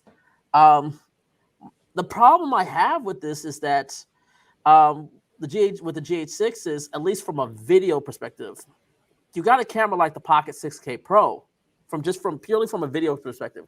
Because I know you guys can bring up in terms of the stills, but just purely from a video standpoint, you got the Pocket 6K Pro, which has built-in NDs. It doesn't have a fully articulating screen, but it has a very high bright dynamic range HDR screen. And you can put an EVF on it now, and you can add battery life that can get a battery grip that can boost the battery life. It's still not that great, and you're still going to have to model out. But the problem with, at least as you point out with the autofocus, if Panasonic doesn't figure out some way to move away from contrast detection autofocus and bring a really serious contender autofocus, I don't see the point of it. And then if there's no point of autofocus, what's separating that from Blackmagic's cameras, which are already very aggressive in price? Okay, so here's the question. And Tim, I want you to be ready with your answer on this too. Whoever is ready to answer first, go first. Okay, so depth from defocus, autofocus system. We know that's in the GH5. Autofocus is completely absent from their development announcement. That means one of two things. One is it's still there and they just don't want to bring it up. They're just burying it deep down, stand away from it, not going to go near it, not going to talk about it. Or they got a big surprise and they're going to go phase detect on us. The question for you is, why hasn't Panasonic gone phase detect yet? Why are they the holdout? Go. You go first, man. Knowing the Japanese, I think, is just a save face, probably. They know they screwed up, and I think they're trying to hold out as long as they can. We can improve it. And we can, yeah. I'm sure it's going to be the second option, whatever you said. I think it's, a big announcement? Maybe. They have to. They have to. Tim, the ZV-1, I wish Peter Gregg was in the room right now because he has it as one of his cameras. And Peter, if you're listening, join us when you get a chance. But the ZV-1, look, I get it. It's not a C70, but if you're starting out, that camera does everything. It's like my R5. It'll bake cakes. It'll make me tea. And even when I throw my hands out there, look, the eye autofocus is working even with glasses, and you see the reflection of the ring light here, right? The ZV-1 is terrific. And even when you go outside and you've got different lighting conditions, it does its best to really try to keep the subject exposed properly. But then when you go to Panasonic, it's so frustrating for me as a person who loves technology, because if you just put the autofocus in there, and I know some of you who have a GH5 are like, give it up already, shoot manual, it works well. And I get it. I do get that. But you see, here's the thing. You're preaching to the converted. For those people who are out there looking to buy a camera for the first time, their iPhone or their Google Pixel phone, whatever it is, isn't good enough for them and they want to try something different, they're going to do the research. And they're kind of new to this. They read up on how Sony and Canon kind of have the best cameras, Canon at the high end, Sony has some great entry-level stuff, or they can take a chance on Panasonic that doesn't have a very good autofocus system. You know what? With all that choice, I know what I would do. I would choose Sony. And if I was going more professional level, I would look at Sony and Canon. What do you think, James? Yeah. Again, the big problem, and this has been Panasonic's problem for the longest time, is they're reaching into a market, and here's a real problem that they haven't really addressed, and they kind of put themselves in this. And I've mentioned this before. They don't have a cohesive ecosystem, because look at Sony's probably the best example of this. Like, Sony has one mount for every single one of their cameras. All. Mm-hmm. One mount. APS, from their crop sensor camera to their full frame mirrorless cameras, all the way up to their high-end cinema cameras. It's one mount. It's easy transition. Canon, yes, they have different mounts, but really it's been the EF and recently the RF mount. And now they're basically moving out of the EF and consolidating Well, everything. let me stop you there because I agree, but all you have to do, and I got it on the table over there, that EF to RF mount for $100, you throw that on the R5 and you can just EF RF. It doesn't make a difference. They both are interchangeable. But I agree. I think Sony and Canon did it best. Now Sony, they architected it so it's just one lens. Canon architected that transition very well. But yeah, not everybody. Yeah, I know you can do that. And that's one of the things that's also helped with Canon with this transition to mirrorless.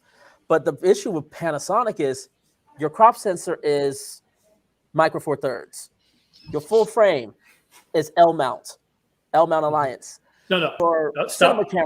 The L mount Alliance. Sorry. Okay, on 3 to 1. Let's all of us do it together. Let's do our best job.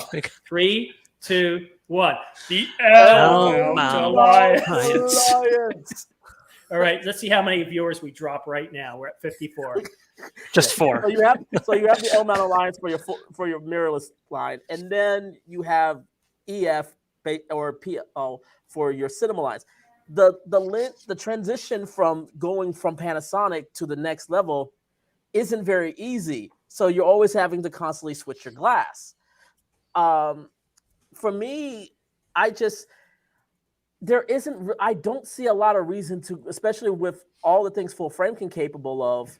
And again, you already got a competition with Z-cams from video perspective, Z-cams and either the Pocket 4K for micro four thirds, but then you also have the Pocket 6K and the 6K Pro specifically that offer things that can also deal with the ergos and deals with ergonomics from a video perspective at very aggressive prices.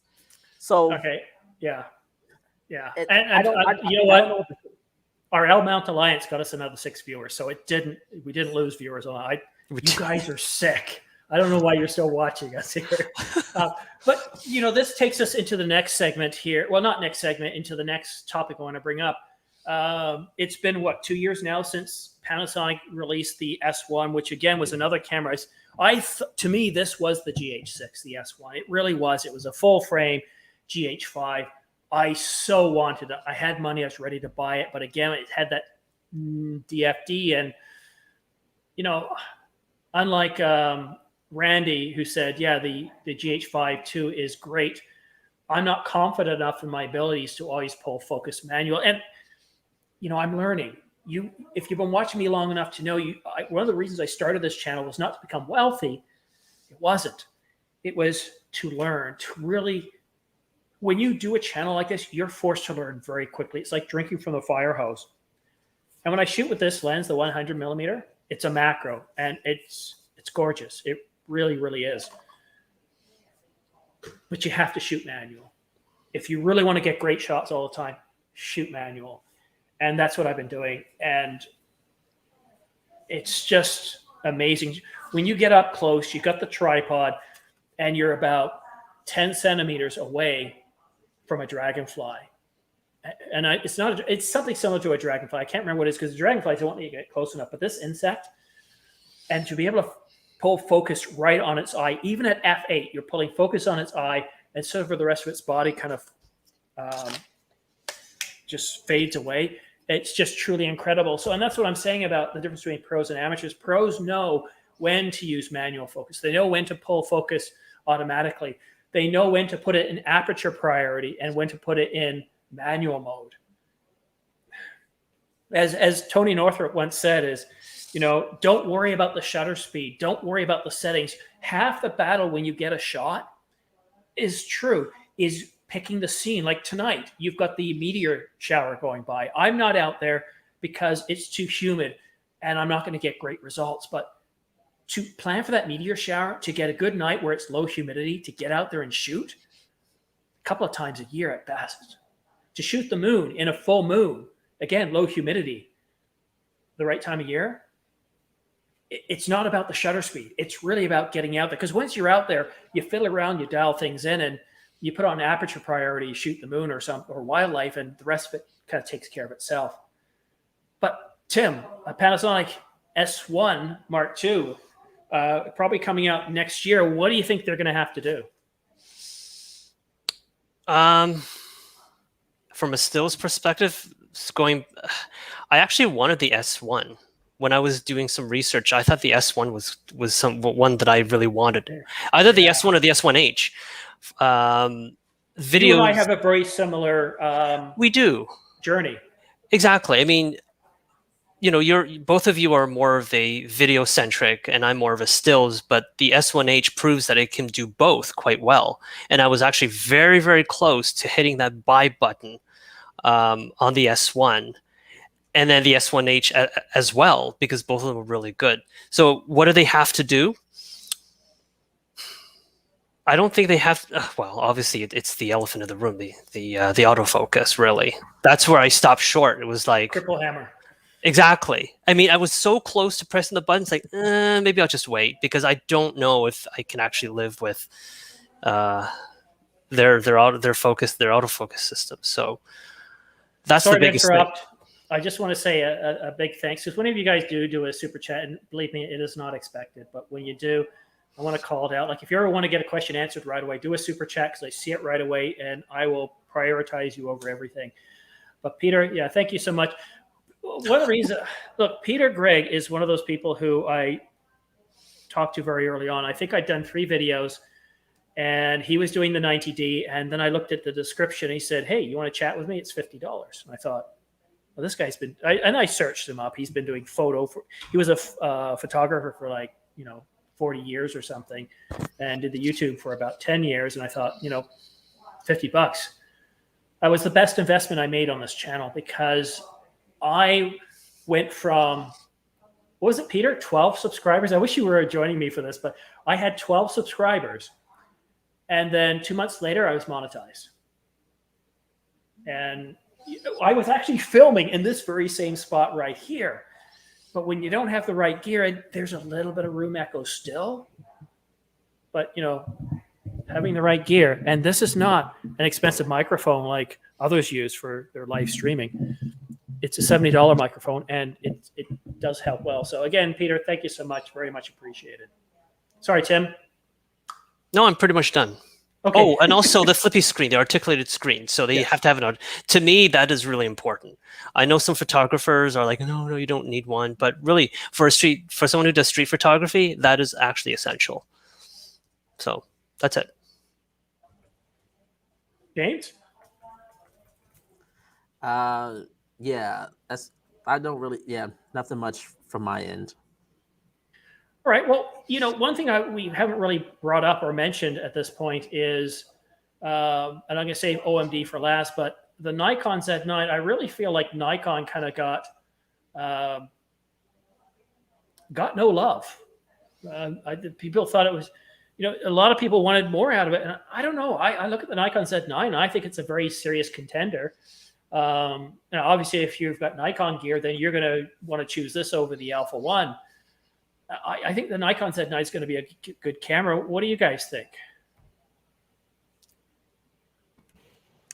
Yeah, I mean, look, Nikon is going to be a player. Is going to be a player just because of its history with a lot of people, especially from the stills side. Mm-hmm. I think the struggle is that Nikon never really established its video capabilities until recently. Like, honestly, the Z6 is actually a pretty solid video camera. Yeah, same. But, it is. But they never really marketed or really set themselves apart. Because they followed Sony. Like, everybody looked at what it was offering. It's like it's basically Sony's cameras before, even with the tilt screen. But the price was cheaper though too. And the price was cheaper. That's true. But when you're comparing with Sony, and then their autofocus was solid. It was actually, and their autofocus was solid, but it wasn't as good as Sony or as Canon. So I just Troy's being tough here. Look at this. Look what Troy said. I mean, that's I won't say. I don't know, but yeah, I would say it just feels like Nikon is just kind of like they're the people that are like, hey, we're here too. Yeah, yeah. Here's what I think is going to happen. I think the Z9 is going to sell very well. I said this a couple of days ago. Is for those people who are still shooting on DSLRs that are looking to upgrade, I think the Z9 is going to appeal to former or current Nikon DSLR owners and maybe even Nikon owners that have left the Nikon system but still have that glass. I think it's also going to appeal to people that are looking at the upgrading from their Z6 or their Z7, especially the Z7. But I think what Nikon, the tough thing for Nikon is trying to pull in and compete for those people who are looking to get into a mirrorless camera for the first time. And when you look at the numbers, we haven't seen CIPA's numbers, but we saw Nikkei's numbers, and Nikon has dropped 5%, 4.9%. They're down around just under 14% market share, and they're competing for less. And hopefully people are waiting. Maybe some people are waiting for the Z9, but generally where camera companies make an awful lot of their money is on the lenses or on the more affordable camera bodies. So we'll just have to wait and see. But you also got to, some people may be working for the Z9, but keep in mind who's the Z9 targeting as well. It's the serious professional people with the Z9. It seems like the whole market is just focusing on the people who want to spend the money. I mean, yeah. Whereas come on. Canon's always, but to go back to Canon, even the Sony, where they really make a lot of their market is in the lower end, the consumers with the 80Ds, the Rebel TIs, the M50s. That's where a lot of their money has been made. And it just seems like Nikon tried, but it just didn't really pull the numbers. So I guess they're just trying to just go all in with the professionals. Yeah, and you know, I was really just, this costs 2,100 Canadian after taxes, the regular retail price. Patrick at Downtown Camera knocked 100 off for me, so I really appreciate that. And if you're in Canada, if you're in Toronto, give Patrick a call. He might not give you 100 off, but you know, in everything I bought, he's given me money off. And Tim, you don't have a huge channel, and he even gave you a discount off the R5 last December when it was in short supply, didn't he? Yep, so, absolutely.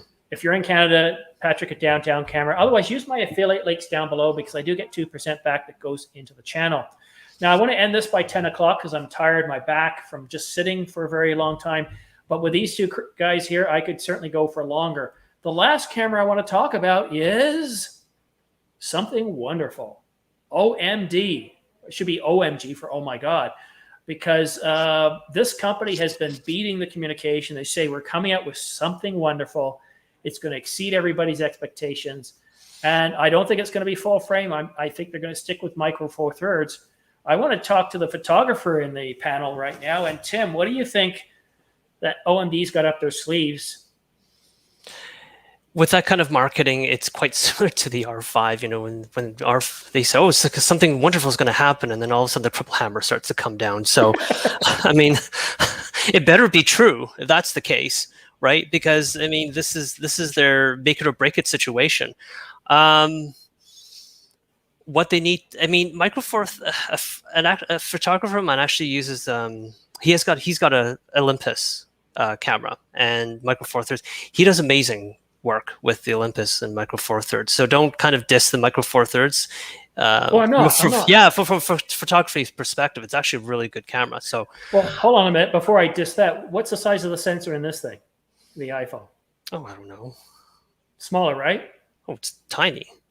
I've said good things about the iPhone and the smartphones because it's the computational photography. So just because something has a smaller sensor doesn't mean it's not good, because Apple has changed the market and Samsung along with it, that my next camera, I'm getting it next week. I'm getting the iPhone 12. It's my next camera.